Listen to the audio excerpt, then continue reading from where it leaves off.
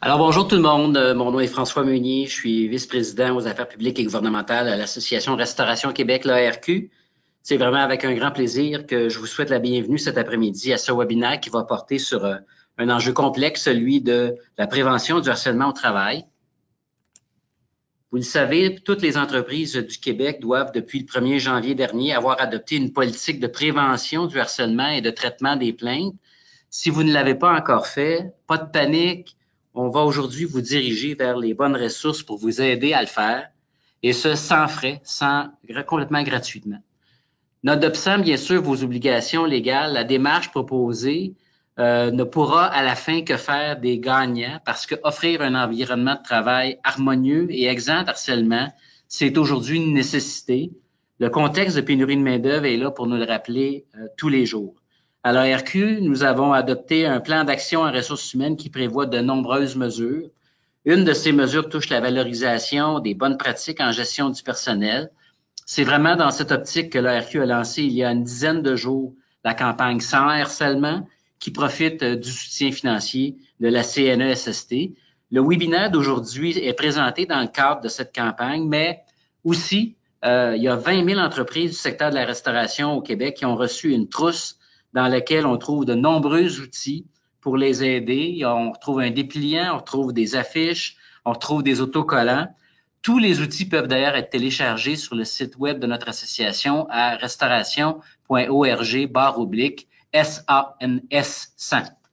On vous remercie tout le monde d'être là et de vous engager à fond dans cette campagne qui va contribuer certainement à l'amélioration de notre marque employeur et on en a bien besoin. Au cours du webinaire, on va vous inviter à répondre à quelques questions. Certaines vous proposeront des choix de réponses qui vont apparaître à l'écran. Alors, vous n'aurez qu'à mettre un petit crochet dans la case appropriée pour nous répondre. Mais il va y avoir des questions aussi qui vont être ouvertes. Dans le cas de ces questions, vous aurez à utiliser la fonction question de la plateforme. C'est aussi cette fonction qu'il vous faudra utiliser pour nous envoyer au besoin vos questions que nous recueillerons tout au long du webinaire pour y répondre en rafale à la fin. Pour répondre aux questions, vous devrez ouvrir l'équivalent d'une boîte de contrôle. Ainsi, pour ceux qui nous suivent par le biais d'un ordinateur personnel, vous verrez dans le coin supérieur droit une petite flèche orangée là, qui est au bout de la grosse flèche rouge. Alors, vous cliquez sur cette flèche et s'ouvre alors une boîte de contrôle. Et donc, vous verrez une ligne où il est indiqué « Question ». Donc, c'est à cet endroit précis que vous cliquez et que vous placez votre curseur pour être en mesure de nous poser des questions. On est présentement plus de 200 personnes en ligne. Alors, il est probable que nous puissions répondre à toutes les questions, mais on va bien sûr tenter de le faire au maximum. Dans le cas des gens qui nous suivent via une tablette électronique, vous avez en haut à droite un symbole en point d'interrogation. C'est cette fonction-là que vous devez utiliser pour poser des questions. À la fin de la présentation, on sollicite votre collaboration pour répondre à notre sondage de satisfaction. Ça nous permet de recueillir vos observations, vos commentaires. Alors, merci à l'avance de votre participation. Donc, finalement, pour animer le webinaire aujourd'hui, nous pouvons compter sur l'expertise de Mme Maryse Desjardins. Mme Desjardins est directrice de la formation pour le compte de Morneau Shepell, division SST depuis plus de 20 ans maintenant. Formatrice agréée par la Commission des partenaires du marché du travail, elle possède 25 ans d'expérience en formation en entreprise, conception d'activités de cyberapprentissage et de webinaires. Dans sa pratique, elle accompagne bon nombre de gestionnaires d'entreprises en prévention de la santé et de la sécurité au travail. Elle a aussi été intervenante, responsable du dossier harcèlement de plusieurs entreprises dans le passé. Nous la remercions chaleureusement de sa participation aujourd'hui. Et on vous laisse maintenant en compagnie de Mme Desjardins. Alors, bon webinaire à tous. Merci, M. Meunier, pour cette présentation assez super. Donc, je suis très heureuse d'être ici avec vous aujourd'hui pour prendre part à cet événement et aussi très heureuse de la collaboration qu'on a avec votre association. Donc, merci d'être là en grand nombre aujourd'hui. Le harcèlement au travail est un sujet qui préoccupe énormément de personnes. Je le vois dans ma pratique au quotidien. C'est un sujet qui demande, pour lequel les gestionnaires se posent énormément de questions. Donc, parfois, des situations délicates sont vécues dans le milieu de travail, mais chose certaine, ce problème-là ne laisse personne indifférent. Donc aujourd'hui, notre webinaire va porter davantage sur une vue d'ensemble des meilleures pratiques afin de répondre à notre obligation légale comme gestionnaire, donc mieux prévenir et faire cesser les situations à risque. Le focus va porter davantage sur la partie interne, c'est-à-dire sur le mécanique à l'interne, correspondant à vos droits, vos obligations, c'est-à-dire dans ce secteur-là. Et j'attire votre attention sur le fait que l'ensemble de cette présentation-là est basé sur une importante jurisprudence, mais évidemment, ça constitue pas un avis juridique parce que, évidemment, chaque cas est une situation unique. Donc, dans les cas plus particuliers, on va pouvoir répondre à certaines questions à la fin, mais il se peut que je vous dise, là, dans certains cas, que ça correspond il faudrait aller chercher peut-être un avis pour valider vos interventions ou les choix de mesures que vous voudriez mettre en place. Donc, aujourd'hui, on va séparer notre présentation en 3 thèmes différents. Donc, d'abord, on va faire un bref retour sur la définition de harcèlement. Qu'est-ce qui pourrait être reconnu comme du harcèlement dans votre secteur d'activité? Et évidemment, qu'est-ce qui n'est pas reconnu comme du harcèlement, bien entendu. Je vais vous donner des exemples tirés de la jurisprudence. On va faire aussi un survol des bonnes pratiques permettant de justement prévenir le harcèlement. On va identifier certaines situations potentiellement à risque, entre autres, parce que vous savez comme moi que la prévention, ça commence d'abord et avant tout par l'identification des situations à risque. Et on va porter notre focus aussi sur des bonnes pratiques, les pratiques exemplaires au niveau des activités de prévention à mettre en place. Et parmi celles-ci, bien évidemment, la nouvelle obligation de mettre en place une politique et une procédure d'entreprise pour y arriver. Et finalement, on va aussi parler de l'obligation de faire cesser le harcèlement psychologique.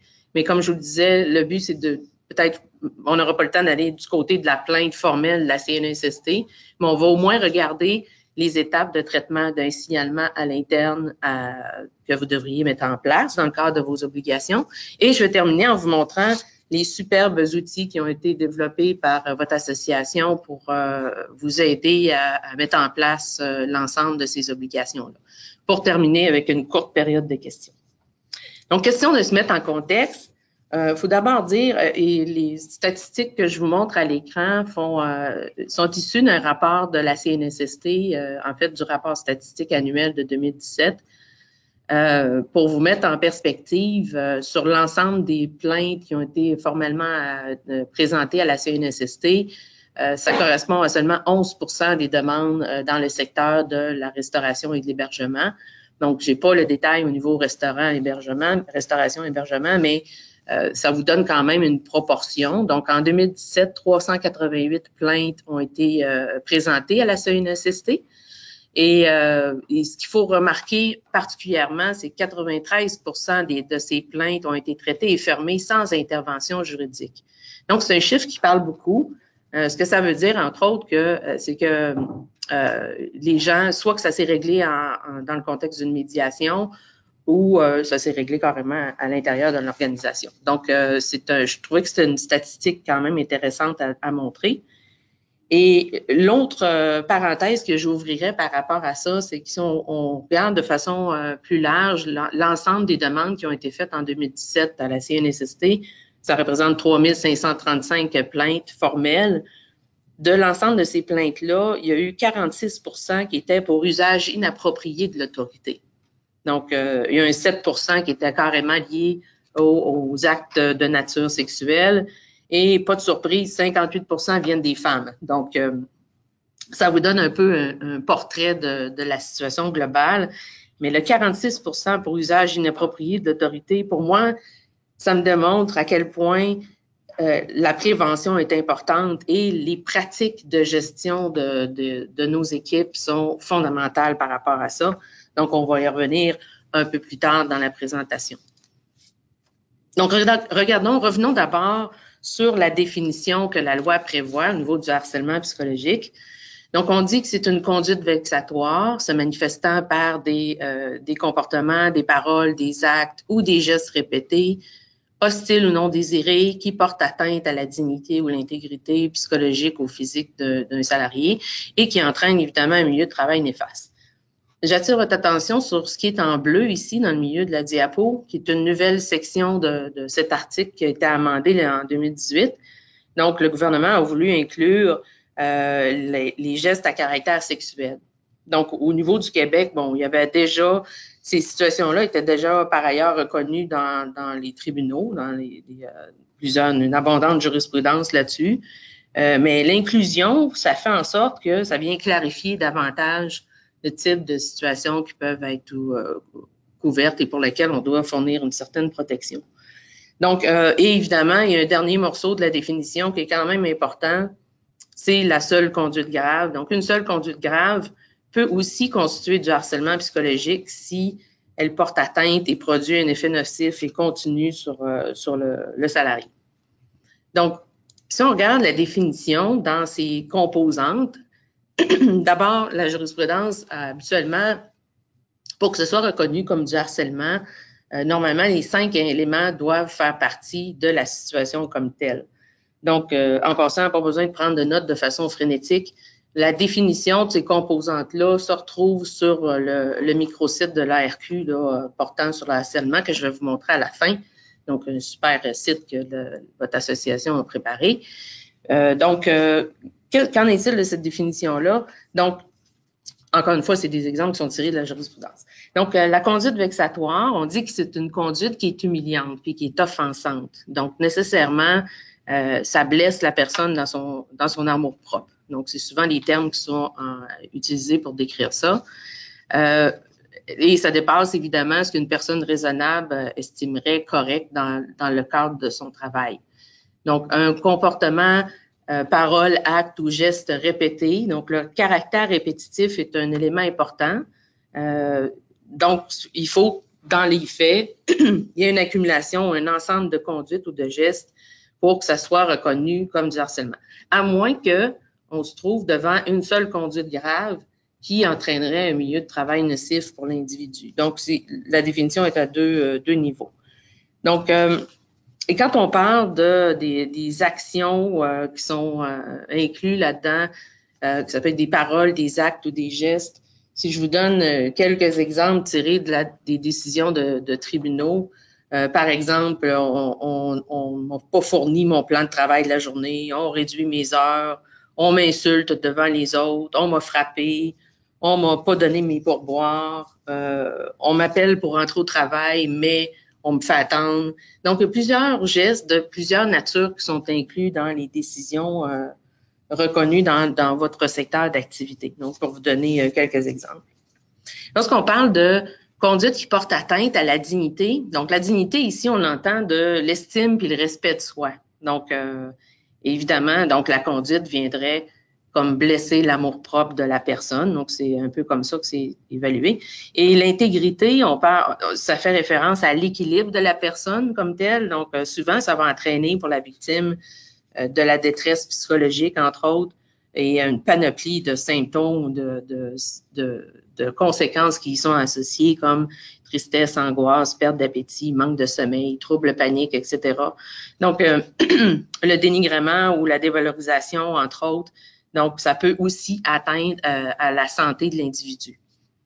Et finalement, le milieu de travail néfaste, on parle ici évidemment d'un milieu qui n'est pas sain, hein, évidemment, mais c'est un milieu qui souvent va avoir des effets importants pour la personne, donc de la non-productivité ou carrément la personne n'a pas envie d'être là. Donc, c'est un milieu qui est vraiment hostile.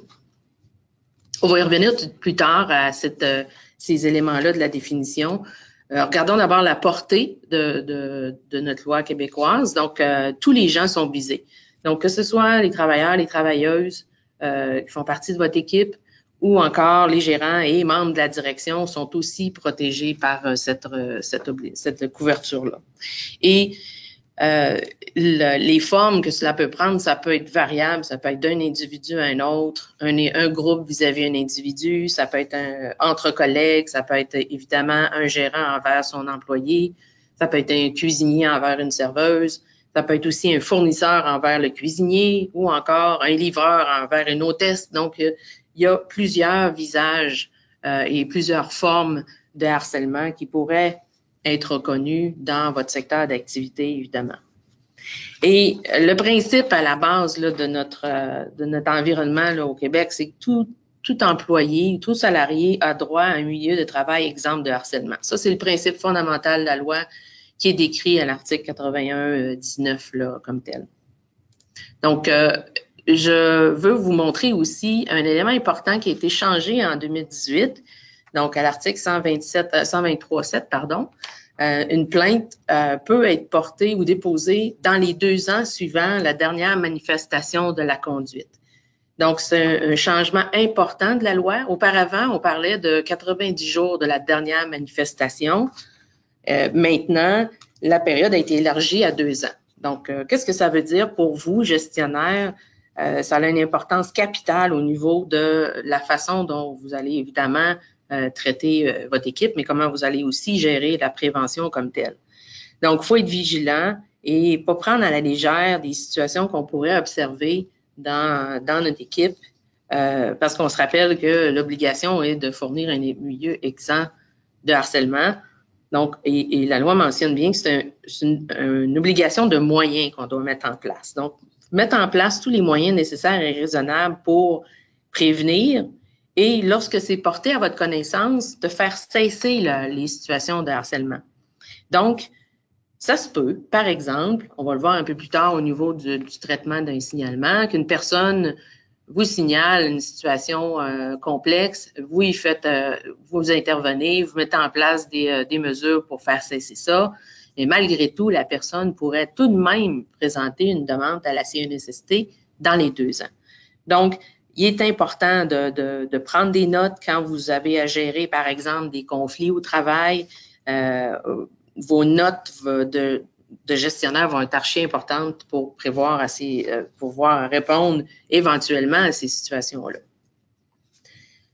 Donc, je vais vous montrer, on va vous ouvrir le sondage, je vais vous montrer une première situation et je vous invite à répondre oui ou non, selon vous, à la lumière de ce qu'on a dit depuis les quelques minutes. Est-ce que, selon vous, c'est une situation qui serait potentiellement acceptable ou pas en harcèlement psychologique? Donc, je vois que les réponses entrent graduellement. Merci de participer à notre petit quiz.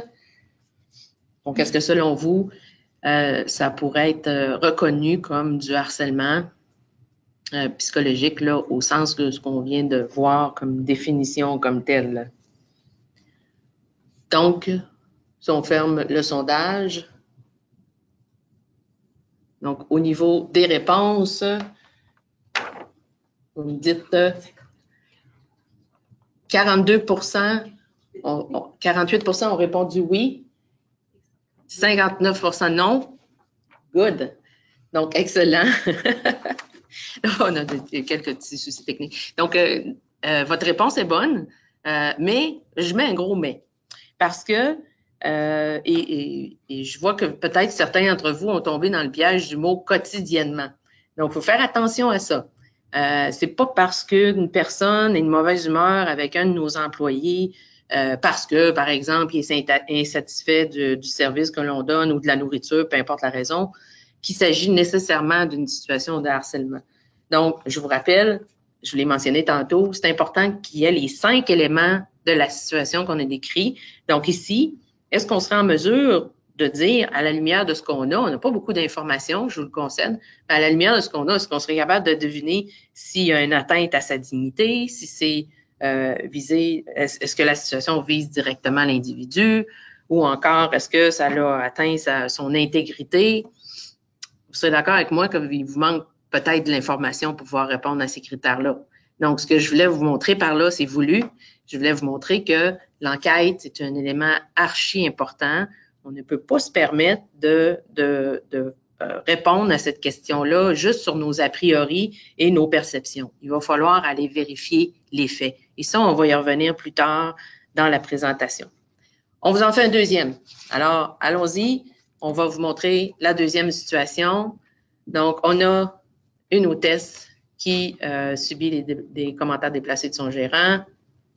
Donc, je vous invite à voter.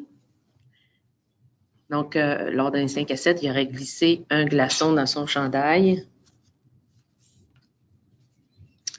Alors, encore quelques secondes pour voter. On est ici. On va fermer le sondage maintenant. Merci de votre réponse. 97% oui. Ben, vous auriez fort probablement raison. Parce que là, vous avez vu la différence avec le premier cas. On a un peu plus d'informations. Hein? C'est beaucoup plus facile de voir une perspective plus large. Et ce cas-là, d'ailleurs, je l'ai tiré d'une décision de tribunal. En fait, c'est un cas qui est arrivé pour vrai dans une jurisprudence. Donc, c'était un restaurant pour lequel il y avait eu un échange de cadeaux coquins à Noël dans le party de bureau. Et un de l'équipe avait reçu des menottes. Donc, et le gérant a décidé pour faire une bonne blague d'attacher une des serveuses et a commencé à glisser un peu la fermeture éclair de son chandail et il a glissé un glaçon dans son chandail et il a effleuré un sein en passant. Donc, évidemment, dans ce cas-ci, on voit qu'on a les 5 ingrédients de la recette, là, les 5 éléments de la définition de harcèlement. Puis en plus, dans l'histoire, on a, dans le jugement, on voit bien que la personne a décrit les effets nocifs par la suite. Donc, ça a été un cas qui a été accepté, évidemment. Donc, il faut pas tomber dans le piège de nos propres opinions. Il faut faire attention à ça. On va voir plus tard que l'enquête va aller chercher les vrais faits, les faits, de tous les faits de l'histoire, en fait, vont être importants dans la suite des choses. On va vous montrer une seconde situation. On va vous montrer une vidéo. Donc, je vous laisse et on va revenir pour les détails de cet exemple-là.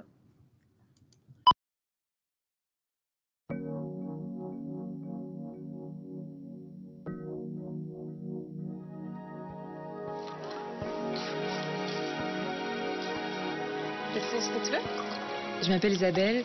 Je gagne ma vie comme serveuse dans un restaurant. Moi, c'est Marilyn. J'ai toujours travaillé comme serveuse.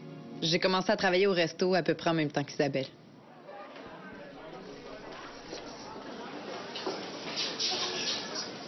Marilyn, c'était un peu la chouchou du patron. Ça, c'était clair pour tout le monde. Il acceptait d'y donner tous les congés qu'elle voulait. Moi, une fois, j'ai demandé de prendre congé pour aller voir ma famille à Pâques, puis il a dit non. Pas surprenant qu'elle ait pas eu son congé. Faudrait qu'elle se prenne autrement avec le patron. Tu te traînes les pieds, tu t'occupes mal de tes clients. T'as pas de style. Regarde-moi faire. Tu vas voir comme tu vas en apprendre. Et voilà. Bon appétit.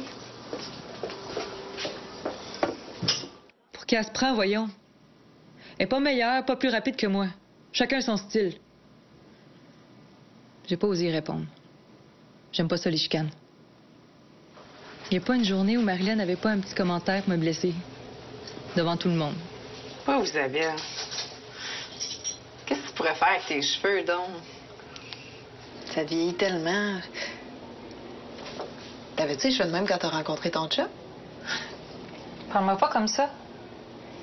Ben voyons, t'es bien sensible. Il n'y a rien de méchant dans ce que je te dis. Je t'ai dit ça de même pour t'aider. Puis s'il n'y a jamais personne qui a osé te le dire, ben, il était temps que quelqu'un le fasse. Les autres faisaient semblant d'ignorer comme s'ils l'entendaient pas. J'en ai même parlé à Catherine. T'es rends pas compte? Elle y va un peu fort, mais dans le fond, elle est pas méchante. Sois plus forte que ça. Plus forte que quoi? J'arrêtais pas de me faire insulter.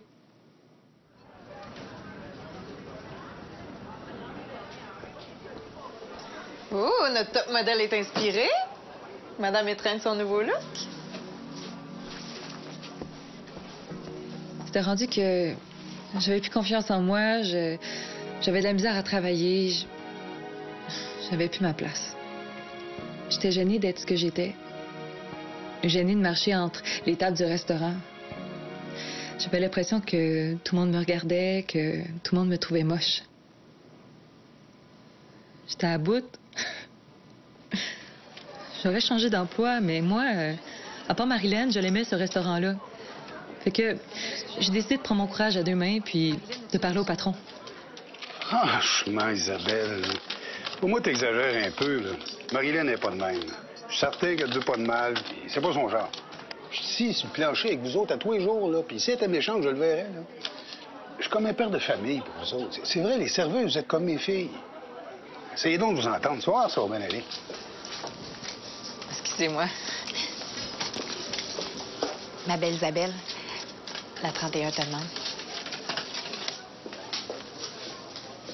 À partir de ce jour-là, ça a été de pire en pire. Un jour sur deux, une de mes commandes disparaissait de la cuisine. Elle s'était même mise à doubler le pourboire du boss boy pour qu'il retarde le service de mes clients. J'ai bien compris qu'elle était allée voir le patron. Innocente. Comme si j'allais me laisser faire. J'ai décidé de lui montrer. J'ai surpris Marilyn au téléphone qui disait qu'elle me ferait suer tant que je donnerais pas ma démission. Puis, à un moment donné, il y a une cliente à moi qui m'a demandé ce qui allait pas. Fait que, à la fin de mon service, je lui ai raconté en gros mon histoire. Puis elle m'a dit que c'était pas normal de vivre ça. Elle m'a dit d'aller vérifier à la commission des normes du travail. C'est ce que j'ai fait. J'ai téléphoné puis j'ai été voir sur le site Internet. Puis j'ai porté plainte pour harcèlement psychologique. Je voyais bien qu'il y en avait un problème.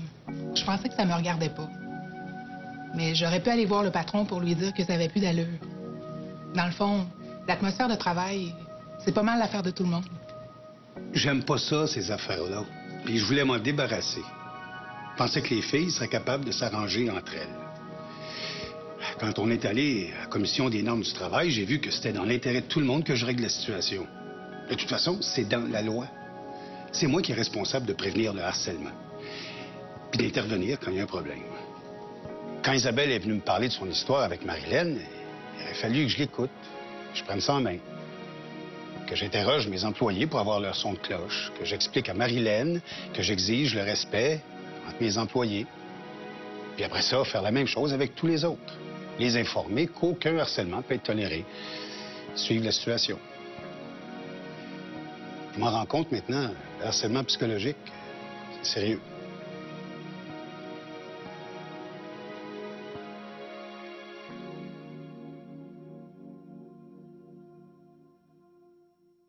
On s'excuse, il y a quelques personnes qui nous ont signalé que le son était très difficile. Rassurez-vous, ce vidéo-là est disponible non seulement sur le site de la CNSST, mais aussi sur celui de l'ARQ. Donc, ici, désolé pour ces petits soucis techniques-là. Donc, ce que je voulais vous revenir par rapport à cet exemple-là, d'abord, c'est un bijou de vidéo. C'est un super vidéo, très bon exemple. Ça démontre une situation dans son ensemble. Donc, c'est pour ça que je voulais vous le montrer, non seulement parce qu'il fait partie de votre secteur d'activité, mais en même temps, ça vous permet de voir toute la perspective que ça peut représenter un cas de harcèlement au sein d'une équipe de travail. Et vous voyez, en plus, vous êtes capable de deviner tous les effets toxiques que ça peut avoir une situation du genre dans une équipe. Donc, et entre autres, je voulais vous pointer le fait que, aux yeux de certains, la personne qui est, entre guillemets, harceleur ou harceleuse, bien souvent, ça peut être aussi une personne qui peut être souriante ou parfois gentille, ou en tout cas, laisser paraître différentes versions de sa personnalité. Donc, et souvent, il y a un petit quelque chose d'insidieux, de voilé ou de subtil dans les situations qui fait que des fois, la réalité, elle peut être drôlement complexe. Donc, cet exemple-là, ça peut vous montrer qu'une situation conflictuelle, entre autres, entre deux membres d'une équipe, peut facilement basculer ou dégénérer en un cas de harcèlement carrément reconnu. Donc, moi, je vous invite très fortement à utiliser cette vidéo-là à titre d'outil de prévention parce que ça peut, entre autres, vous aider justement avec vos employés, votre équipe, à démystifier justement qu'est-ce qui est du harcèlement ou qu'est-ce qui n'en est pas. Donc, en plus, c'est dans votre secteur d'activité, là, franchement, vous êtes vraiment gâtés par la CNSST là-dessus. Donc, il y a une chose qu'il faut considérer aussi, c'est toujours considérer la situation dans son ensemble. Et souvent, les tribunaux vont utiliser le critère de la personne raisonnable. Donc, pour déterminer si c'est une situation qui correspond au harcèlement. Donc, on se rappelle les critères qu'on a vus tout à l'heure. Donc, normalement, quand les faits sont présentés devant le tribunal, ce qui va être regardé, c'est la personne raisonnable. Est-ce qu'une personne bien informée de toutes les circonstances et se trouvant dans la même situation que le ou la salarié qui se dit victime de harcèlement, est-ce qu'il conclurait que la conduite là, répond aux 5 critères qu'on a vus tout à l'heure? Donc, il arrive des occasions, puis vous l'avez remarqué dans la vidéo d'ailleurs, un moment donné, le gestionnaire dit, franchement, tu es peut-être un peu sensible, ou encore d'autres pourront dire, voyons, tu es bien paranoïaque, ou faire un lien avec la personnalité de la victime. Là, ce qu'il faut faire attention, c'est que c'est pas les caractéristiques individuelles qui vont être regardées, parce que si la norme, ça serait qu'on compare avec quelqu'un qui est paranoïaque, imaginez la complexité que ça aurait de reconnaître si c'est du harcèlement ou pas. Donc, c'est le critère qui est utilisé et on comprend que c'est pas l'intention de l'harceleur qu'on va regarder, ça va être vraiment les effets sur la victime. Ça aussi, c'est un élément qui est important dans l'appréciation de la situation. Bon, on a regardé qu'est-ce que du harcèlement. On va regarder des situations qui ne sont pas du harcèlement. Donc, parce qu'il faut regarder à contrario aussi. Donc, je vous les présente, sont en 3 parties ou 3 blocs. Le premier bloc, c'est le droit de gérance comme tel. Donc, évidemment, comme gestionnaire d'un restaurant, d'un établissement, les décisions que vous prenez sont justifiées pour s'assurer que le bon fonctionnement de votre entreprise. Donc, toutes ces décisions-là que vous prenez à tous les jours font partie de votre droit de gérance. Donc, au niveau de la gestion, de la discipline ou des horaires ou de l'évaluation de la qualité, de la performance. Donc, tout ça, ça fait partie de votre droit de gérance. Donc, un employé, par exemple, qui serait toujours en retard, s'il arrive 4 fois en retard durant la semaine, le fait que vous lui posez 4 fois la question « Pourquoi se faire? Tu es arrivé en retard? » évidemment que ce ne sera pas du harcèlement. Donc, vous voyez la logique en arrière de ça. Même chose pour un employé qui serait en défaut au niveau de sa performance ou encore de la discipline. C'est pas parce que on revient auprès de l'employé souvent que c'est nécessairement du harcèlement. Donc, la communication devient importante au niveau puis de la façon dont on le fait aussi, dont on applique notre droit de gérance comme tel. Tant qu'on on fait pas un usage abusif de l'autorité, tant que c'est fait de façon respectueuse, de façon polie et en respectant évidemment les règles de droit du travail, bien évidemment, on ne pourra pas se faire reprocher des situations de harcèlement lorsqu'on gère les aspects du droit de gérance comme l'absentéisme, comme la performance ou autres aspects. Un deuxième bloc ici est quand même important, c'est les rapports sociaux qui sont difficiles. Donc là-dedans, on rentre tout ce qui est manque de courtoisie ou le manque de civilité ou toute conduite passagère, disons. Des fois, ça pourrait être désagréable pour quelqu'un, puis on est tous des humains, évidemment, ça nous arrive. Probablement que ça vous arrive aussi d'être dans des situations plus stressantes ou d'avoir beaucoup de pression durant une semaine, puis personne n'est à l'abri d'un commentaire ou d'une phrase qui sortirait tout croche. Donc, et encore là, c'est pas parce qu'on s'exprime tout croche puis on a un excès, mettons, on pique une colère envers quelqu'un que nécessairement c'est du situation de harcèlement, encore une fois. Donc, et là, ça devient un peu plus difficile, je vous le concède, mais il reste quand même qu'il faut se rabattre sur les fameux 5 critères qu'on a vus tout à l'heure. Le dernier bloc aussi, c'est les conflits. Encore une fois, souvent, c'est là où les travailleurs posent beaucoup de questions. Donc, les rapports sociaux difficiles et les situations conflictuelles, c'est souvent des questions que les travailleurs peuvent poser, les travailleurs et les travailleuses. Est-ce que c'est du harcèlement ou pas? Ce que mon patron me fait? Donc, c'est pas parce qu'on est en conflit avec quelqu'un, encore une fois, que nécessairement c'est du harcèlement. Un truc en gestion, en tout cas dans mon expérience, la façon dont j'ai de séparer qu'est-ce qui est un conflit, ce qui pourrait être une situation de harcèlement, souvent dans les conflits, on va observer une certaine forme d'égalité, un rapport à égalité entre les deux personnes. C'est-à-dire qu'il y a des répliques qui se font des deux côtés, sont en désaccord et ils argumentent.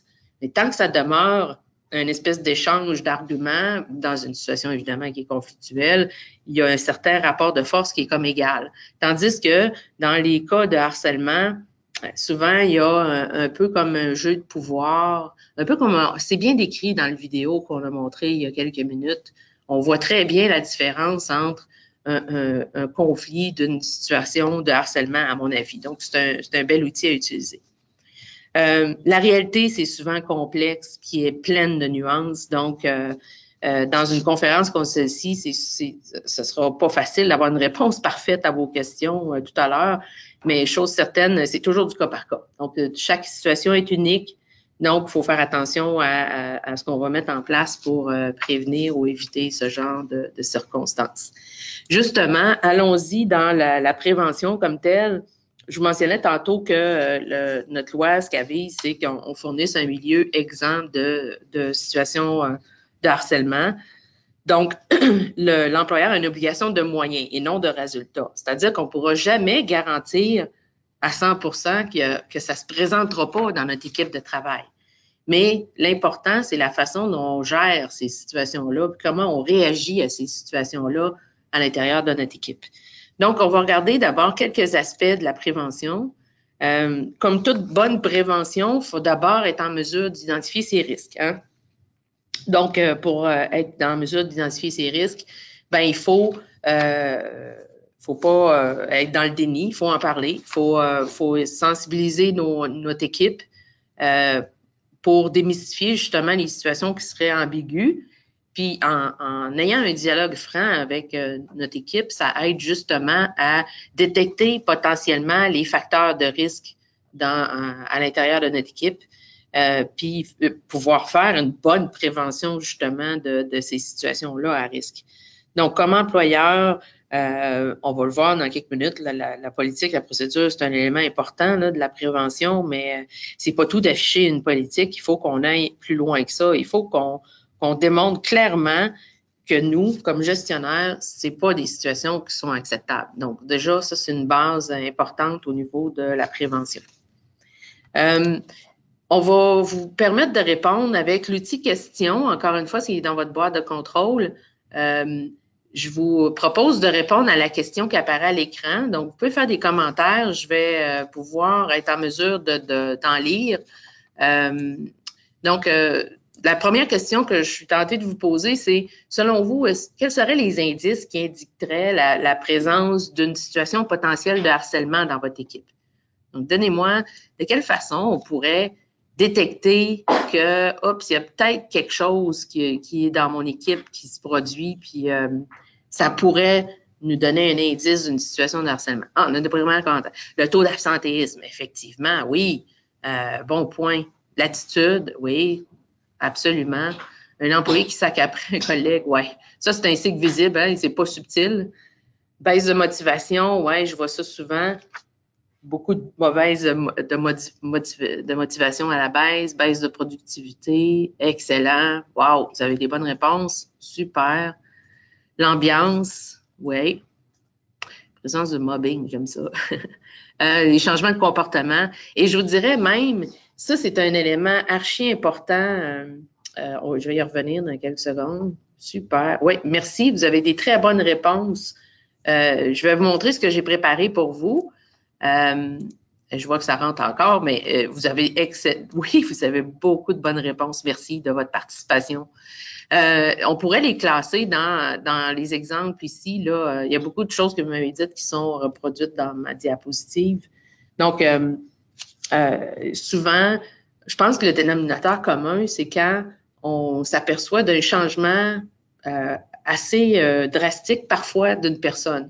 C'est genre quelqu'un qui est toujours de bonne humeur, puis du jour au lendemain, elle a toujours les larmes aux yeux, ou encore quelqu'un qui est toujours présent, qui respecte les procédures, qui n'est jamais en retard et tout ça, puis pouf, du jour au lendemain, la situation change. Donc ça, c'est des indices très forts qu'il y a peut-être quelque chose prépare ou qui est vécu par l'employé. Chose certaine, si on est proche de ses employés, on va pouvoir réagir, évidemment, mais éviter que ça dégénère dans des situations plus complexes. Donc, je pense que l'essentiel de ce que vous m'avez dit est reproduit dans ma diapositive. Donc, voilà, merci pour vos commentaires. On va en prendre une deuxième. Maintenant, là, c'est à un autre niveau. On a vu, les premiers cas étaient plus au niveau de l'individu comme tel. Maintenant, j'ai envie de vous demander, selon vous, ce serait quoi les conditions propices à l'intérieur de notre entreprise puis qui pourraient amener ce genre de situation-là? Allez-y gaiement, je vais lire vos commentaires. Donc, les définitions de tâches pas claires, oui. Surcharge de travail, absolument, oui, bon point. Le patron, oui, là, ça sort. Hein? Manque de supervision, oui, injustice. Surcharge, manque d'écoute, mauvais encadrement. Oui, ça se répète. Vous avez vu, vous êtes plusieurs à penser ça.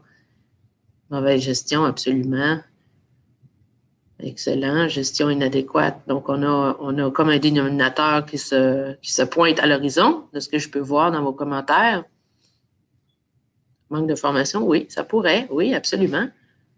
Gestionnaire, injustice. Oui, c'est un beau mot, ça. C'est un mot adéquat, je pense. Surcharge, mauvaise communication. Vous avez d'excellentes réponses. Merci pour votre participation. Oui, il y a plusieurs éléments là-dedans qui peuvent justement dégénérer ou être un terreau fertile, si on veut, au niveau des situations potentiellement à risque. Ce que je voulais vous montrer par là, puis effectivement, vous l'avez fait le rapprochement vous-même. On peut faire un rapprochement avec les statistiques que je vous montrais au début. Il y a quand même 46 des cas qui sont portés devant la CNSST où c'est un usage inapproprié de l'autorité.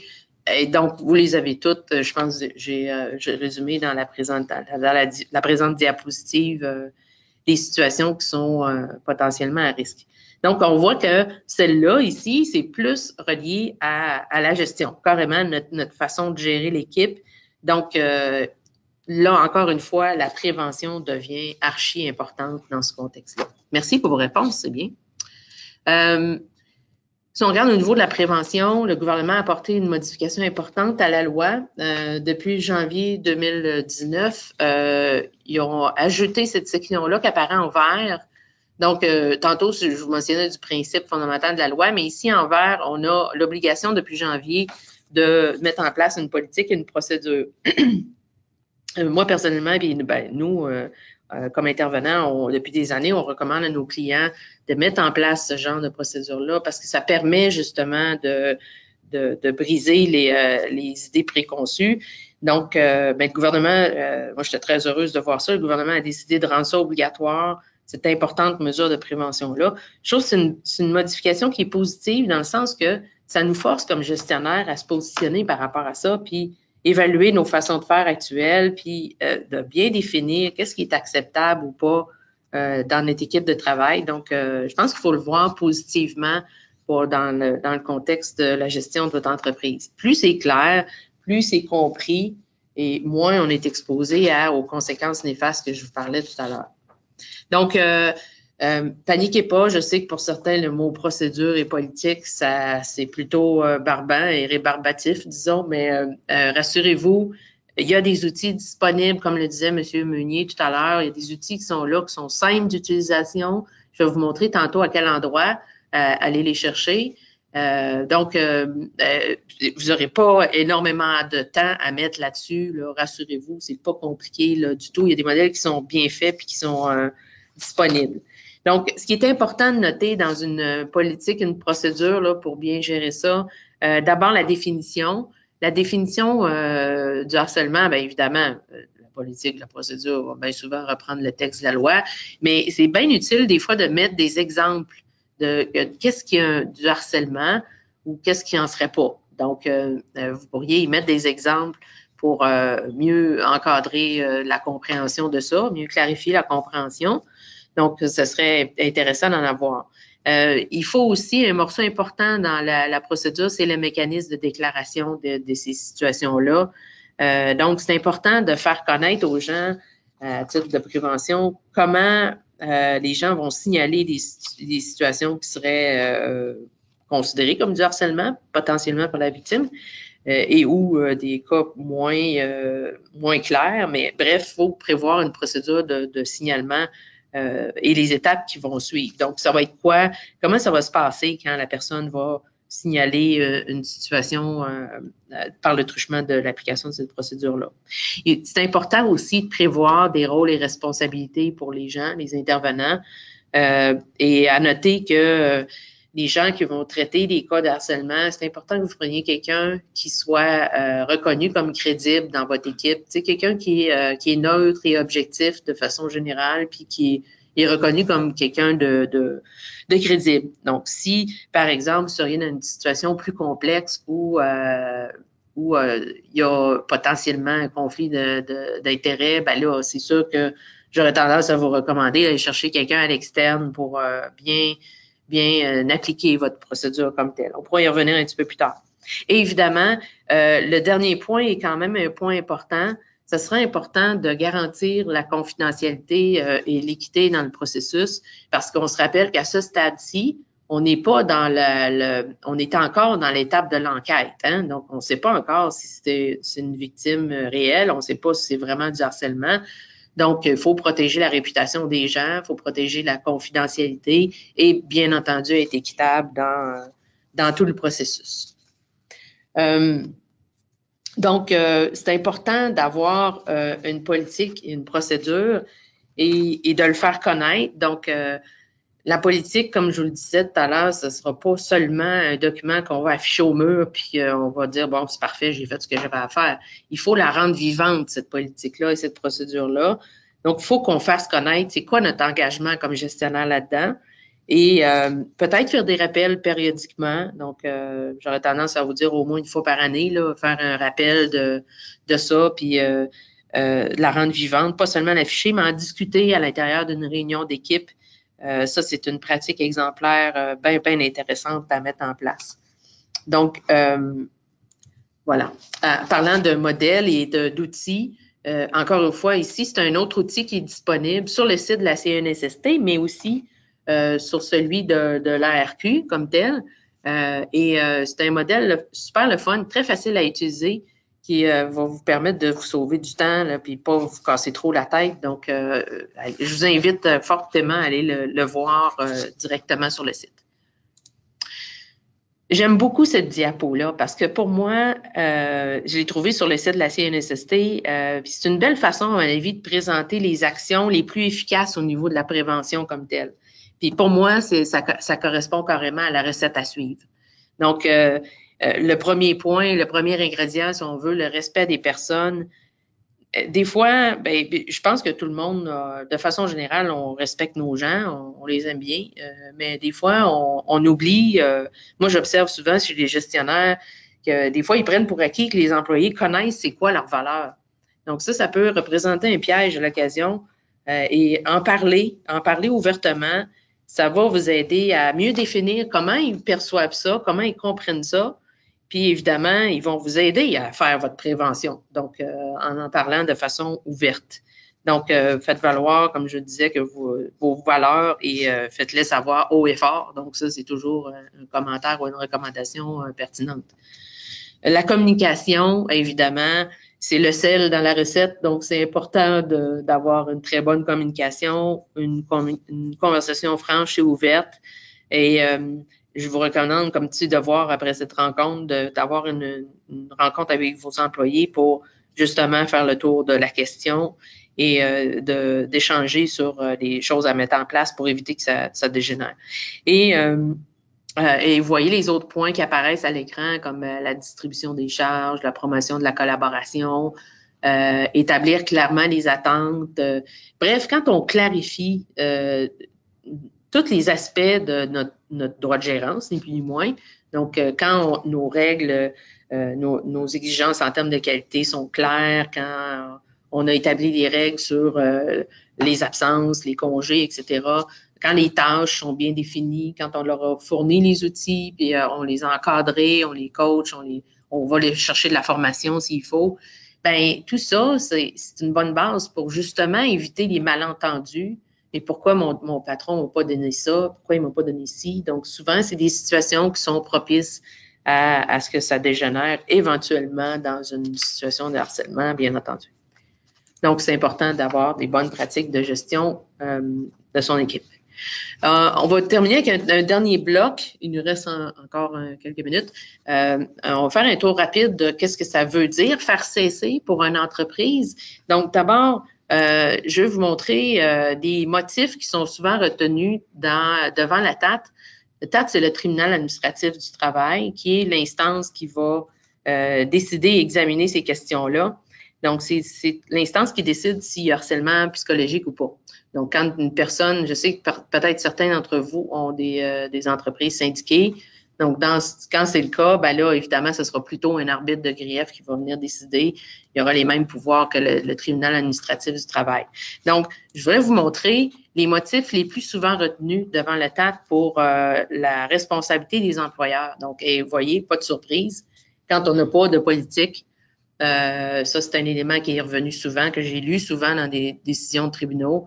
Quand on a fait semblant que, ben non, c'est juste un malentendu, un peu comme on l'a vu dans la vidéo tout à l'heure, le monsieur, le propriétaire qui dit, ben non, c'est juste une petite chicane comme ça. Donc, quand on ignore la plainte ou on ne donne pas le sérieux voulu, ou quand on fait une enquête qui est un peu bâclée, donc on tourne les coins ronds au niveau de l'enquête. Donc, ça peut être une situation qui fait revenir la responsabilité de l'employeur. Et ou pas faire cesser le harcèlement carrément. Donc, ça, c'est les motifs les plus souvent invoqués là, devant la TAT. Et le tribunal, il peut émettre différentes ordonnances, hein, comme par exemple forcer l'employeur à réintégrer la salariée. J'avoue que c'est pas toujours facile, surtout quand on a une petite équipe, hein, puis ça se produit dans une équipe de 5, ce sera pas évident, mais bon, c'est toujours du cas par cas, encore une fois. L'employeur pourrait être condamné à payer une indemnité pour un salaire perdu, par exemple, pour les jours qu'elle a perdu au travail, ou encore verser des dommages à intérêts punitifs et moraux qui peuvent parfois être assez importants. Entre autres, un cas d'un restaurant où il y a eu le harcèlement incluait, c'était une seule conduite grave, là. C'est un chef qui a fait des menaces de viol et de violence, là, carrément, envers une serveuse. Donc, ça a été évidemment reconnu. Et je pense que l'employeur a eu quelque chose comme 15 000 de dommages moraux, 15 000 de dommages punitifs, en plus d'avoir à payer ses indemnités de jours perdus. Donc, des fois, c'est pas des cas extrêmement fréquents de ce que j'ai recensé, mais ça peut se produire. Et le TAT, peut aussi ordonner à l'employeur de financer le soutien psychologique de la victime. Donc, ils peuvent avoir des ordonnances assez importantes. Je vous ai fait en une courte synthèse très rapide les étapes à suivre lors d'un cas de signalement. Donc, d'ailleurs, d'abord, la victime va signaler à la bonne personne le cas de potentiel de harcèlement. L'enquête devrait débuter assez rapidement, justement, et ça devrait être fait de façon assez neutre et objective pour essayer d'aller chercher le maximum de faits.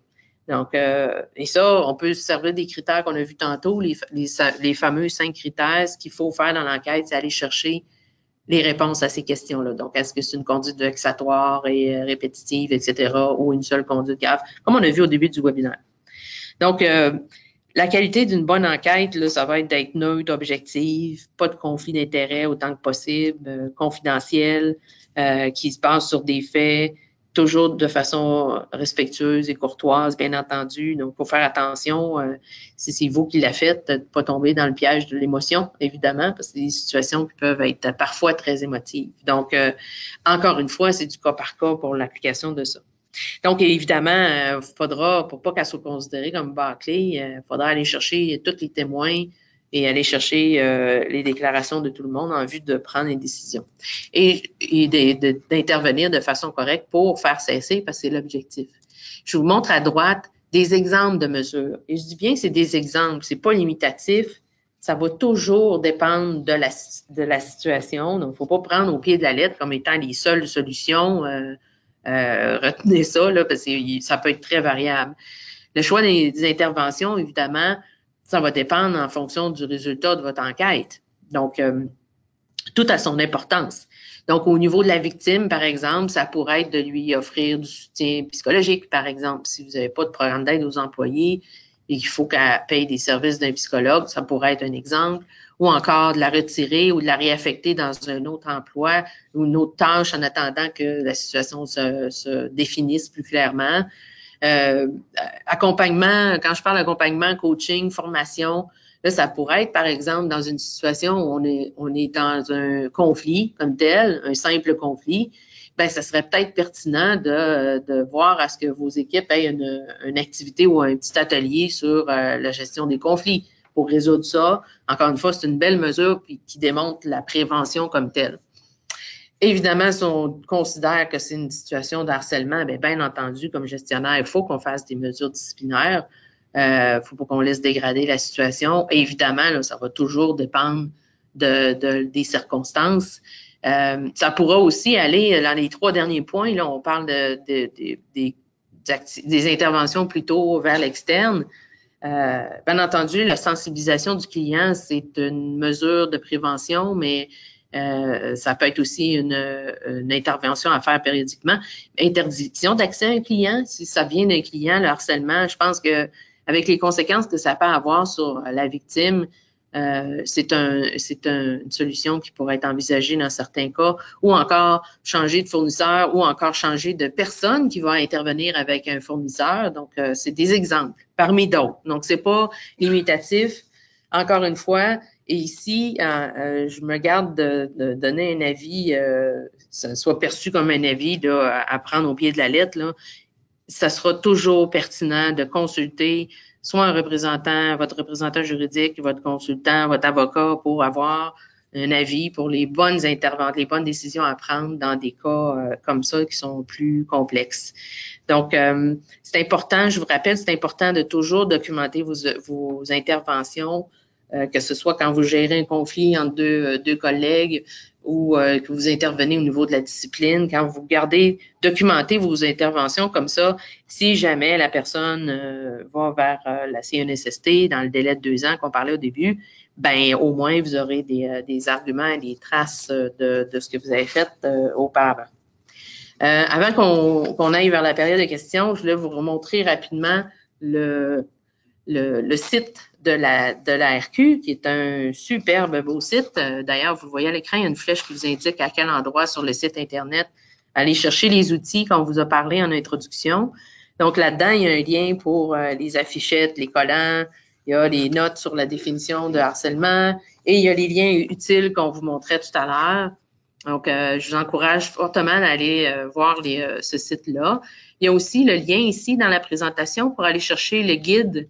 Il existe un guide à la CNSST qui est très bien fait d'ailleurs, qui pourra vous aider dans la conception de votre politique ou de votre procédure. Il y a aussi, par exemple, le lien pour les plaintes, donc si on veut rendre ça disponible à nos employés. Donc, bref, en résumé, gérer puis mettre l'emphase sur la prévention comme telle et bien installer là, notre politique, notre procédure. Évidemment, tout ça va nous aider à répondre de nos obligations légales.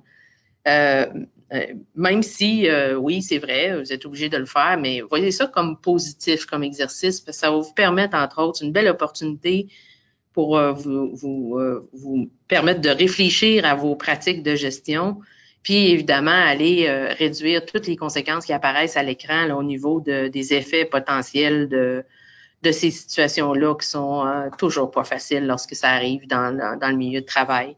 Et au final, encore une fois, le milieu de travail sain et plus sécuritaire, exempt de harcèlement, ben c'est aussi bien souvent un gage de qualité de l'expérience client aussi. Donc, voilà, ça ferait le tour de la présentation qu'on a prévue pour vous aujourd'hui. Avant qu'on se quitte, on a une période de questions. Donc, je vais essayer d'y répondre le mieux possible. Allons-y avec une première question. Donnez des exemples d'inconduite passagère de mauvais goût qui n'est pas socialement intolérable. Ben, excuse-moi l'expression, mais des fois, on peut s'emporter dans le rush. Mettons que vous avez un rush dans votre période de souper, puis on s'emporte, ah ben, dépêche-toi. Ou tu sais, on a un commentaire qui excède un peu la politesse habituelle. Ça pourrait être un cas où c'est pas parce que c'est désagréable pour le travailleur ou la travailleuse que c'est forcément du harcèlement comme tel. Excusez-moi, je vais prendre une gorgée d'eau. Donc, une autre question. Si on est dans une petite équipe, genre 3 copropriétaires et 5 employés, que conseillez-vous comme personne responsable? C'est touché un peu. C'est sûr que l'exemple que je disais, que je donnais récemment, c'est sûr que si la plainte vient de votre employé qui fait partie de votre famille ou encore il y a des relations plus personnelles avec votre équipe, parce que ça fait longtemps que vous travaillez avec eux, ben, je pense que c'est peut-être pertinent d'aller chercher de l'aide à l'externe. Il existe des gens qui sont spécialisés là-dedans pour faire des interventions, de la médiation. Donc, quand c'est une petite équipe puis qu'on voit que le cas est quand même assez crunchy, moi, j'aurais tendance à vous dire d'aller vers l'extérieur pour aller chercher un coup de main. Comme ça, de cette façon-là, vous ne pourriez pas vous faire reprocher que vous êtes en conflit un peu d'intérêt, surtout si vous avez des relations familiales, personnelles ou autres avec ces employés-là. Donc, une autre question ici. Qui détermine si l'usage du droit de gérance est abusif? Oh là là, quelle question! C'est une question à 1000 $, ça. Si tu repousses les avances de ton boss et qu'il coupe tes chiffres pendant 2 semaines en justifiant qu'il y a une baisse de clientèle ou il invente que tu es en retard, etc., comment et qui détermine qui dit vrai? Ouf, c'est un gros cas. Très difficile de répondre en quelques secondes à cette question-là. Moi, je vous dirais, l'usage abusif d'un droit de gérance, je pense que c'est quasiment pas faisable de répondre à votre question dans le sens que c'est une situation qui semble très complexe. Je ne sais pas si vous vivez ça actuellement, mais il faudrait que je revienne sur les diapos précédentes au niveau de l'usage du droit de gérance. Tant que ça demeure respectueux, poli, courtois et qu'on respecte en général le droit de gérance, comme par exemple, quand nos choses sont claires, si vous faites référence entre autres aux chiffres qui sont coupés pendant 2 à 3 semaines, ben la planification du travail, vous voyez, oui, ça en est un exemple, que les tâches soient bien réparties, qui sont équitables, qui sont planifiées, que les gens sont au courant. Quand on gère comme il faut ça, ben vous voyez, ça vient d'éliminer ces situations-là. Qu'il invente que tu es en retard ou pas, là, c'est vraiment l'enquête qui va aider à déterminer si c'est des situations. Il faut qu'on se rappelle que c'est les 5 critères qu'on a vus tout à l'heure. Donc, je ne sais pas si je réponds à votre intervention, mais elle est tellement juteuse, votre question, que ça prendrait plus de temps que ça pour y répondre. Comment expliquer à un employé qu'on reprend souvent concernant une situation qui se répète dans la manière dont il effectue son travail, que nous ne le harcelons pas, mais que nous intervenons selon notre droit de gérance? Alors, c'est toute la gestion de la discipline comme telle.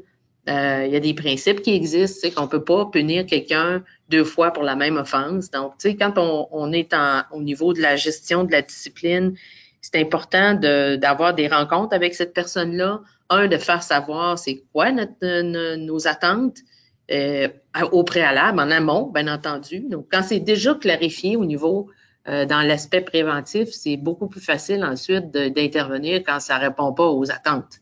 Donc, au niveau du traitement comme tel, quand l'employé, il faut toujours moi, là, je vous dirais toujours, allez-y sur les faits. C'est quoi les faits dans la situation?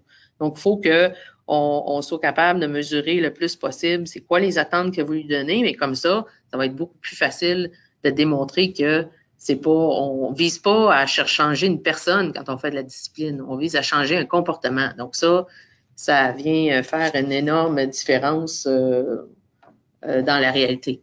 Je ne sais pas si on a encore du temps pour des questions, encore une ou 2 autres. Lorsqu'un employé se plaint et dénigre son employeur, quels moyens utiliser pour faire cesser le harcèlement? C'est une bonne question. J'aurais tendance à aller du côté de la discipline, bien entendu, et ça dépend dans quel contexte il dénigre son employeur. Tu sais, est-ce que c'est à l'intérieur de votre équipe? Tu sais, c'est-tu cette personne-là qui démarre un phénomène de rumeur? Je pense qu'encore une fois, c'est une question de gestion de la discipline. Et en amont, encore une fois, je suis tannante avec ça, mais à la base, c'est la prévention est à la base de tout. Et j'aurais tendance à dire que peut-être qu'une réunion avec tout le monde pour casser cette situation-là qui est pas agréable, ça aiderait peut-être à débloquer quelque chose qui éventuellement viendrait plus complexe. Une autre question, est-ce que critiquer les méthodes de travail d'un collègue, est-ce que ça peut être considéré comme du harcèlement? Ben, je vous dirais, rapportons-nous à la définition qu'on a vue au début. Est-ce que tout est dans la façon de le faire. On peut donner du feedback à quelqu'un, que ce soit une expérience très positive. Tant que c'est pas orienté vers l'individu, puis que ça reste au niveau de ce qui est tangible, observable et vérifiable, ben je pense que ça peut être juste positif comme expérience. Je pense qu'il faut, c'est toute une question et de comment on le fait. Parce que c'est sûr que les gens n'ont pas la même personnalité. Certaines personnes vont être plus sensibles que d'autres. Certaines vont être plus right to the point, comme on dit en anglais. Donc, ça dépend toujours des personnes.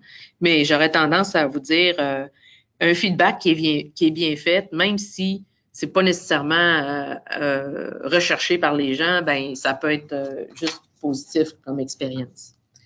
On me dit que le temps achève, puis vous êtes encore là. Merci, c'est bon signe. Donc, une dernière petite question.